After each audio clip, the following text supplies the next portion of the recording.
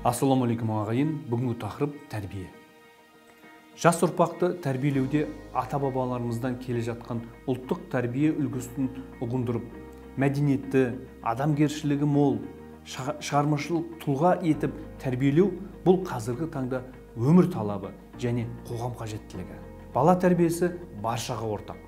Ол көп еңбекпен ыждағаттылықты, көпшіліктің қоғам болып, жұмылып, парасаттылық пен байсалдылықты қажет ететін іс. Сонымен қатар, бала тәрбиесіне еліміздің салт дәстүрлері де орасан зор әсерін тигізеді. Салт дәстүр әр ұлттың, халықтың діні мен сеніміне, тұрмыс тіршілігіне, ұлттық құрылым ерекшелігіне сәйкес өмірдің өзі туғызған ғұрыптардың жиынтығы.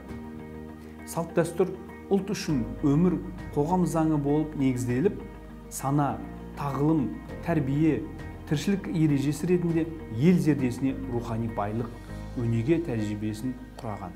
Салт дәстүрдің ел арасындағы тәлімдік, тәрбиелік мәні зор. Халықтың атадан балаға көшіп, дамып отыратын тарихи әлеуметтік, мәдени тұрмыстық, кәсіптік, салт сана, мінез құлық, тәлім тәрбие және рухани іс әрекетінің көрінісі дәстүр арқылы танылады. Салт дәстүр байлығы мәдениеттің байлығы. Мысалы, ата-ананы үлкенді құрметтеу, байғазы, көрімдік, сүйінші, кәде сұрау, сәлем беру, ат тергеу, құрдастық қалжың, тағы басқа салт дәстүрге жатады. Қазақ халқы салт дәстүрге өте бай. Әдет ғұрып, ишара, ырым, тыйым, дағды бәрі осы салт дәстүр көрінісі.